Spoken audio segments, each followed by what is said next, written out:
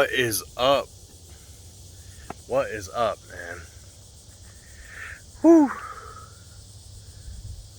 You can see it. You can see the new whip right there. Fucking crazy, man.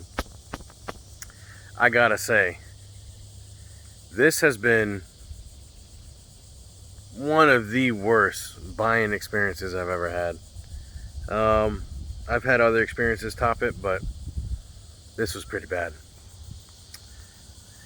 I'll tell you what though, it's all said and done.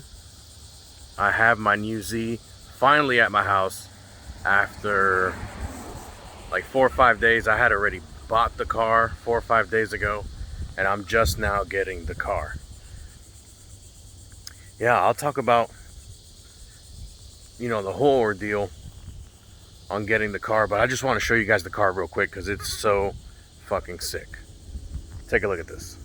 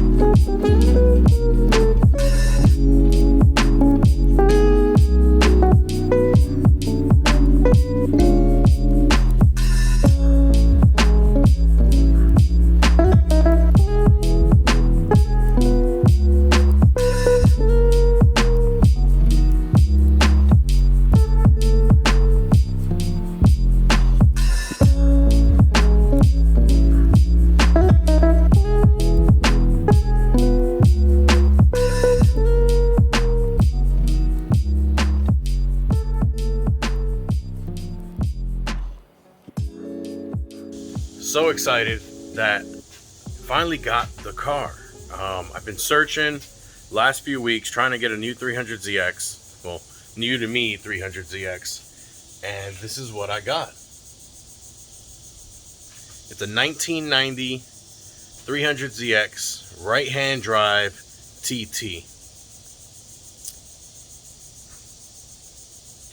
Now, I didn't want a right-hand drive at first, but when I saw this one for sale, I hit up the owner, talked to him about it, and it was a great car.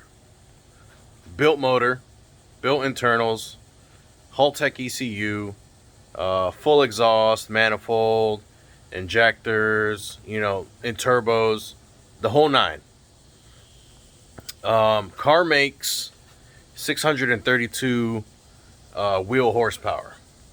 So crazy amount of power, ridiculous amount of power. Yeah, and this is now my Z. It's crazy. I don't even know what I was thinking or what's gonna happen next, but this is just, outrageous. When I spoke with the owner of the car, he was telling me all about it. The motor, the parts it has, performance parts. How much power it was putting down, all this, the whole thing. He wanted too much money for it, right? As soon as he told me what he wanted for it, I was like, all right, it's not for me. I'm going to walk away. Like, I'm nowhere even close to wanting to spend that much. And that was near the beginning of my search. And then, I kept searching, found that other Z that I went up to New York to go look at. That fell through. Search kept going. The owner of this car actually messaged me again. And I was like, hey, I see you're still looking. The car's still on the table. Would you, be willing to pay this much for it? And it was still pretty high. So obviously I declined. And then like 4 or 5 days after that, we started talking again. We hashed out some more details, and I got an amazing price for this car. Amazing price for what the car is. It's just awesome, Now, I know a whole bunch of you are going to be thinking like, okay, you're going to be driving a 600 wheel horsepower 300ZX as a daily. right-hand drive. Yeah, it's not what I was thinking I was going to do, not what I was wanting to do. But when the opportunity showed itself, and I just had to jump on it. So I jumped on it smartly, as smartly as I could. I didn't just want to be, throwing money away. I actually went and looked at the car in person. Me and my fiance went up to go look at the car. Car looked great. We'll go over it in detail. And I knew I wanted to buy the car. As soon as I saw it, it was running good. It went on test drive, everything, the whole nine. Then at one point, the owner, the guy I was buying the car from, was like, "Hey, you were riding passenger as I showed you the car. The power it has, braking, the idle, the whole nine. Now you want to drive it, I'm assuming." I was like, "Yeah, I want to drive it. Let me hop on over." So we pulled into a gas station so I could drive the car, and that's when I realized I didn't fit in the seats that he has. Now, the owner of the car I bought it from, he was maybe like 5'5", 5'6", and he was sitting really close to the steering wheel. I guess he just really preferred being that close. And that's everyone's personal preference. Nothing wrong with that. I go to sit in the driver's seat on the right hand side, and these Sparco seats he has in the car, they don't have sliders on them. So the seat's in a fixed position, and the seat doesn't go back. So I was like, I can't test drive it. I actually got in the car, and I didn't fit. I couldn't close the door because my knee was hitting the dash and where the door would go. So that was a fail. We went back to his spot. Then we thought of swapping the driver's seat with the passenger seat, because even though the passenger seat is in a fixed position as well, at least that one was all the way back, and I sat just fine as a passenger. So we went to swap the seats, and then we realized that the rail bolt patterns don't line up. So that was a fail. And then we thought about unbolting the driver's seat, moving it back on its own bracket, and then rebolting it down so I could drive it home. And one of the bolts on there we could not get off. And it's not that it was stuck or we didn't have like a ratchet or strength to take it off. The way this bolt was finagled into this one slot, and I have to show you because it does not going to make sense. But me nor him could take this bolt out, and we were just dumbfounded. It didn't make sense. He said the seats were in there from when he bought the car a while back, and he never questioned it. Look, bro, this is what I'm talking about. All right, so the seat's too far forward on the bracket, so just disconnect it and move it down. I'll be further away. I could drive. Here's the problem. That bolt's fine. This bolt's already out. That bolt's fine. Bro, look at this fucking bolt right here.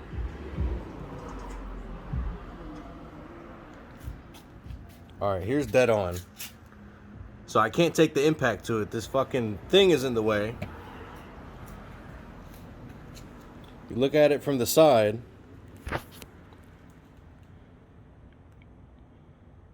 Come on, focus. The bracket's in the way. Bro, what the how did that bolt get in there? How'd you get in there?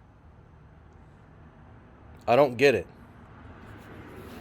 So that was that. So I couldn't even drive the car at all. So I was like, all right, I can't drive the car back. So, I'm not going to buy the car. I felt bad because I felt like I was wasting more of my time and money going out there to see the car. I really wanted to get it, but I had no way of physically possessing the car. So I was going to walk away from the deal. And that's when the owner was like, hey, you could always just transport the car. And I was like, no, the price is already steep enough. I'm not going to pay for transporting the car. So he said he'd pay for the transport and get the car delivered to my home in Florida. So that's what we did. That was like four days ago. or 5. I don't even know anymore. And here it is. It just got here like 30 minutes ago. Yeah, it's sick, man. It is sick. Now it's got problems for sure. As you can see, you know, the paint chips in the front on the bottom of the J-Spec bumper.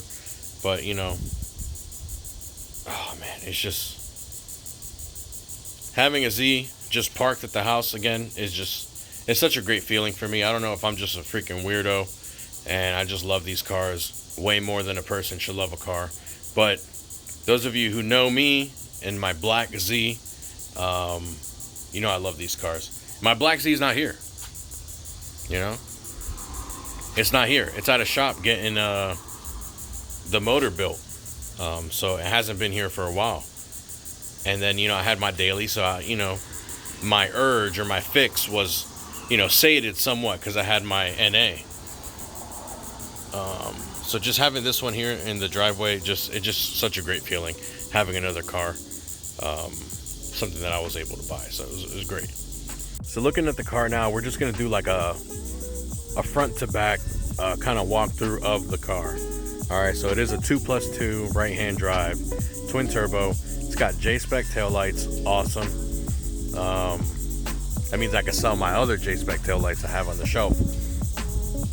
It's got this spoiler.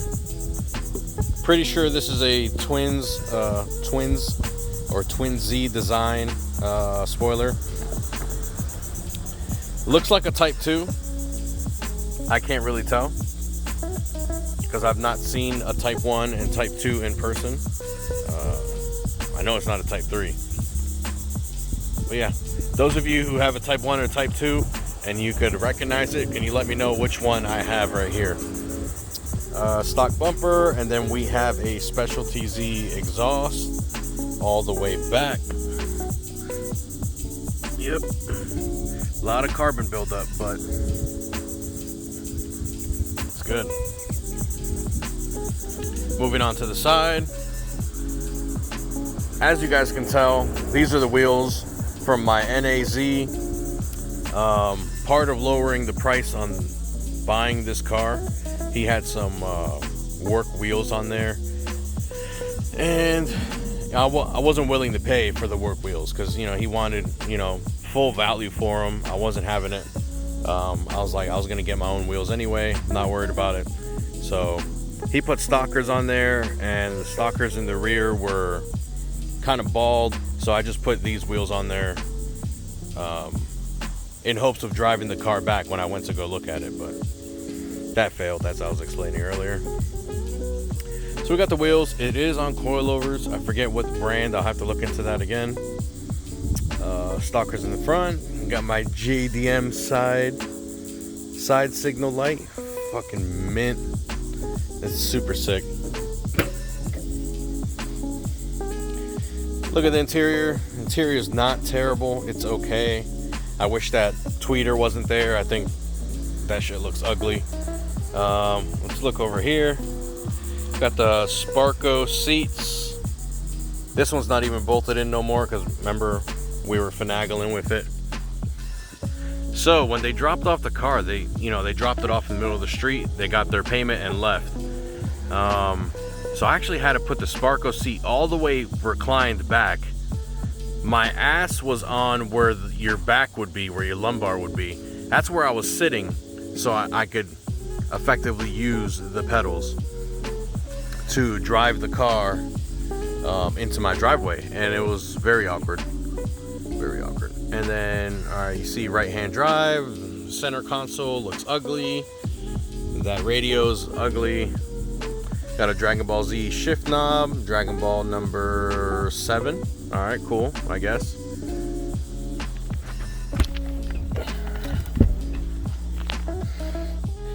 Got a Sparco Racing steering wheel. It's like loose as hell. I don't really like how it looks. It looks very, I don't want to say worn. It's just not my style. It's not what I would like. And then the adapter hub it's using looks very strange. I don't like how it looks. These control pods, the side columns, loose. That one's probably loose too. But you know what? It is what it is. It's got good mileage on it. The motor's built anyway, so you know it kind of doesn't even matter.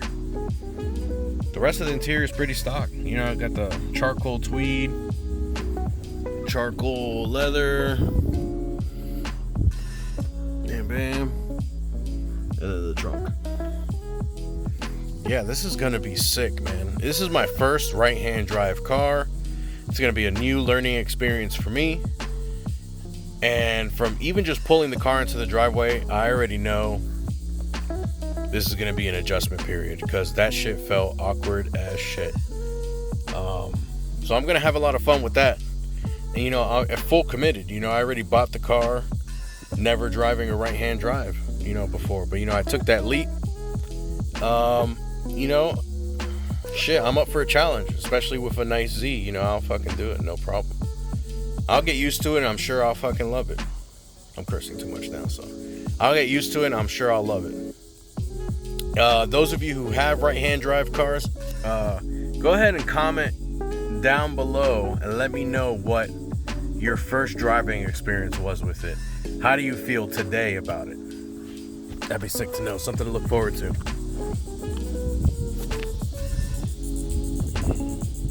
Getting up to the front, we have what looks to be authentic J-spec front bumper. Got a little Fairlady Z tag in the front. It's pretty cool, I guess. And got some fog light ducts. I don't know what brand they are. Don't really care. Overall, the car looks pretty sweet. The paint on it needs work. You got a dent right there on the hood.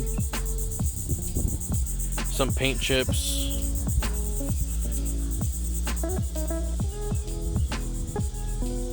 Clear coat. Clear coat, clear coat, clear coat.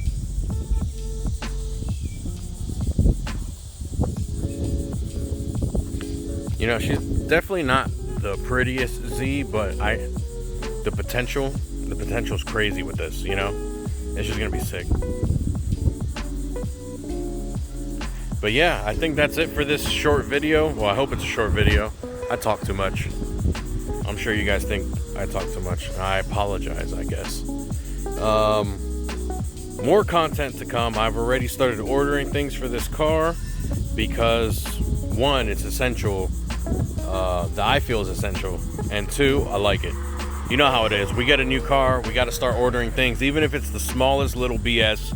We just start ordering stuff because freaking car world, man. It's a car life. That's how we do it.